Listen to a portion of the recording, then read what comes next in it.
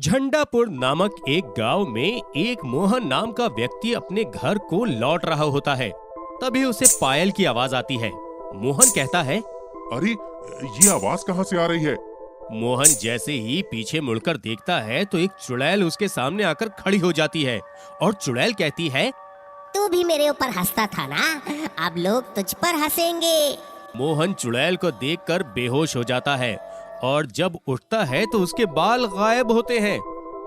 कुछ दिनों बाद एक और आदमी जिसका नाम सोहन होता है वो अपने घर लौट रहा होता है। आज तो घर आते आते काफी वक्त हो गया। उफ, कितनी गर्मी है आज। सोहन घर लौट ही रहा होता है तभी उसे कुछ आवाज आती है, जैसे मानो कोई पायल पहने उसकी तरफ आ रहा है। सोहन रुक जाता है और कहता है, अरे ये आवाज कैसी है? सोहन पीछे मुड़कर देखता है तो वहाँ कोई नहीं होता। सोहन कहता है, ये सब मेरा रात में ना सोने का नतीजा है। अजीब अजीब आवाजें सुनाई देती हैं मुझे। ये कहकर सोहन फिर चलने लगता है। थोड़ी दूर चलने पर उसे फिर से आवाज आती है। सोहन मुड़कर देखता है तो उसके सामने एक चुड़ैल खड़ी होती है। चुड़ैल कहती है, तूने भी मेरा मजाक उड़ाया था ना, अब दुनिया तेरा मजाक उड़ाएगी। सोहन उस चुड़ैल को देखकर बेहोश हो जाता है।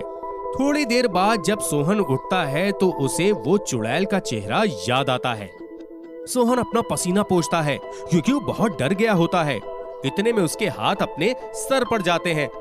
तब उसे लगता है कि चुड़ैल ने उसको गंजा कर दिया है और सोहन कहता है, ए देवा, आज जो चुड़ैल ने कहा था वो कर दिया। वो किसी को नहीं छोड़ेगी, सबको गंजा कर देगी। उस चुड़ैल के सिर पर बाल नहीं होते। सोहन उस चुड़ैल का चेहरा पहचानता था, इसलिए और ज्यादा घबरा जाता है। घर पहुंचते ही सोहन की बीवी आरती चौंक जाती है। आरती कहती है, अरे ये क्या, आप गंजे होकर आए हैं? ए वो छोड़ो तुम, मुझे आज रीवा की आत्मा मिली, उसी ने मेरा ये हाल किया है। रीवा? कौन रीवा? याद नहीं रीवा, जिसके सर पर बाल नहीं होते थे और उसी की वजह से उसकी शादी नहीं हो रही थी और वो नकली बाल लगवाकर शादी करने जा रही थी। और तभी शादी का मंडप सजा था। रीवा और उसके होने वाले पति फेरे ले रहे थे। तभी रीवा के सिर पर चुन्नी जो थी दूल्हे के पैर में अटक जाती है और चुन्नी के साथ साथ उसके नकली बाल भी गिर जाते हैं। सारे बाराती और गांव वाले रीवा का मजाक उड़ाते हैं और उस पर हंसने लगते हैं। उसमें से एक बाराती कहता है, ये क्या, ए दुल्हन के सर पर तो बाल ही नहीं, ये तो गंजी है। दूल्हा कहता है, ये क्या, तुमने नकली बाल लगवाए हुए थे? तब रीवा कहती है, मुझे माफ कर दीजिए, मैं आपको खोना नहीं चाहती थी। मुझे लगता था कि ये सच मैं आपको बता दूंगी तो आप मुझे छोड़कर चले जाएंगे। तुम्हें क्या लगता है ये सच जानकर मैं तुम्हारे साथ शादी करूंगा? नहीं, कभी नहीं भाई। मैं नहीं चाहता कि लोग मेरा मजाक उड़ाएं। ये शादी नहीं हो सकती। ठीक है, नहीं करनी तुम्हें ये शादी, पर मेरी बद्दुआ है कि तुम कभी खुश नहीं रह पाओगे। मेरी खुशी की तुम परवाह मत करो। रीवा सबको देख रही होती है कि कैसे सब उस पर हंस रहे थे, कुछ उसका मजाक उड़ा रहे थे। और इस सब के बाद उसने आत्महत्या कर ली थी। हमें अपनी गलती का एहसास हुआ था, पर जब तक रीवा इस दुनिया से जा चुकी थी। ये तो उस बेचारी के साथ बहुत गलत किया आप लोगों ने। आप सभी गांव वालों को रीवा से माफी मांगनी चाहिए। सोहन और आरती सोच रहे होते हैं कि रीवा से कैसे माफी मांगे और इधर रीवा पूरे गांव में उन सभी लोगों को गंजा कर रही थी जिसने उनका मजाक उड़ाया था। सोहन, आरती और अन्य गांव वाले मिलकर एक तांत्रिक के पास जाते हैं और उनसे सारी बात बताते हैं। तब तांत्रिक महाराज कहते हैं, अगर तुम यही चाहते हो तो मैं उस चुड़ैल को बुला लूंगा, लेकिन वो तुम सबको माफ कर देगी, इस बात का मुझे भरोसा नहीं है, इसलिए मैं उसे बुलाकर अपने वश में कर लूंगा। हम कोशिश तो कर सकते हैं। बाबा, आप उस चुड़ैल को बुलाइए। बाबा अपनी तांत्रिक विद्या से उस चुड़ैल को बुलाते हैं और चुड़ैल सबके सामने आ जाती है। अब बोल तांत्रिक, मुझे यहाँ क्यों बुलाया है? ये लोग तुमसे माफी मांगना चाहते हैं और इन्हें अपनी गलती का एहसास हो चुका है। नहीं नहीं नहीं, नहीं नहीं नहीं, मैं इन्हें कभी माफ नहीं करूंगी, कभी नहीं। ये कहते ही चुड़ैल आरती पर हमला कर देती है। आरती को धक्का लगता है और वो जोर से जमीन पर गिर जाती है। तांत्रिक इतने में मंत्र पढ़कर एक बोतल निकालते हैं और उस चुड़ैल को बोतल में बंद कर लेते हैं। और तांत्रिक महाराज कहते हैं, अब ये इस गांव में किसी को परेशान नहीं करेगी। गांव वालों को ये सबक मिलता है कि कभी भी किसी का मजाक नहीं। चुड़ैलों के समाज में कुछ चुड़ैलों को अपनी खूबसूरती का बड़ा घमंड होता है।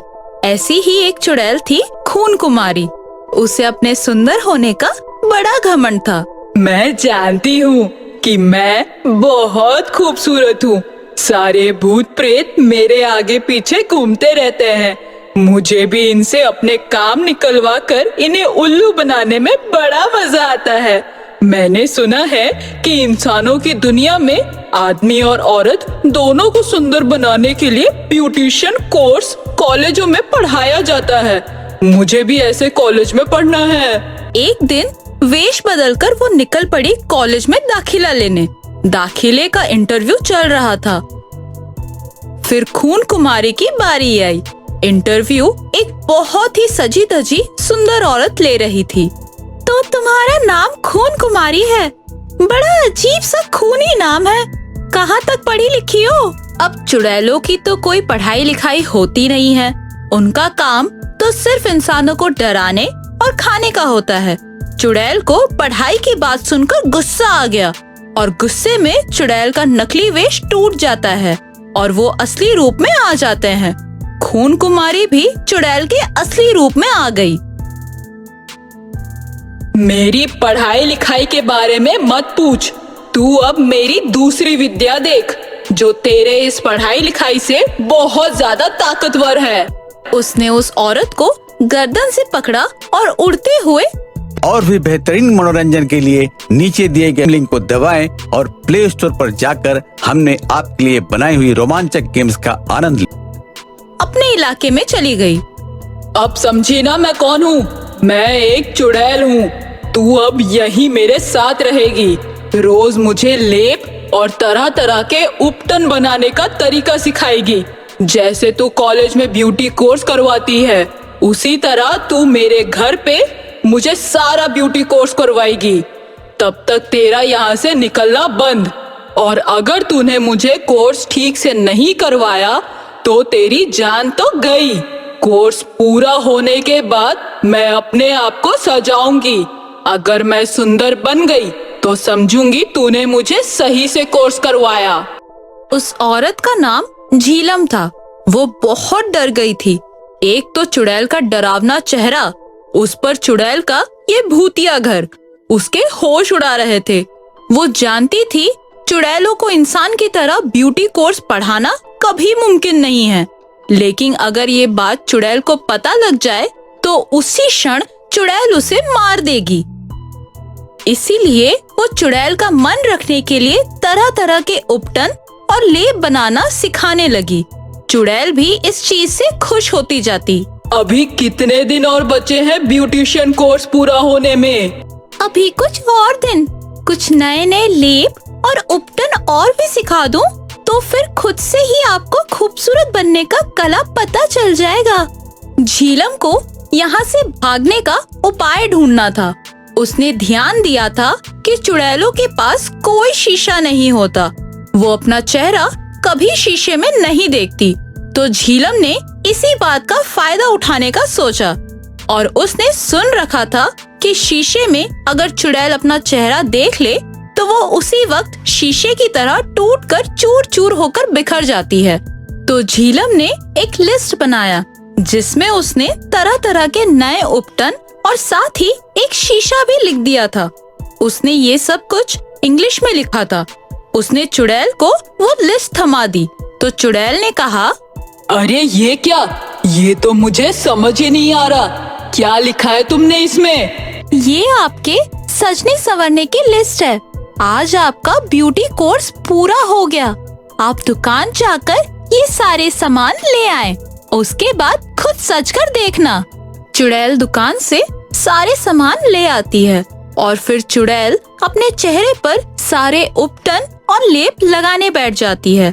और फिर उसने झीलम से पूछा, क्या अब मैं सुंदर दिख रही हूँ?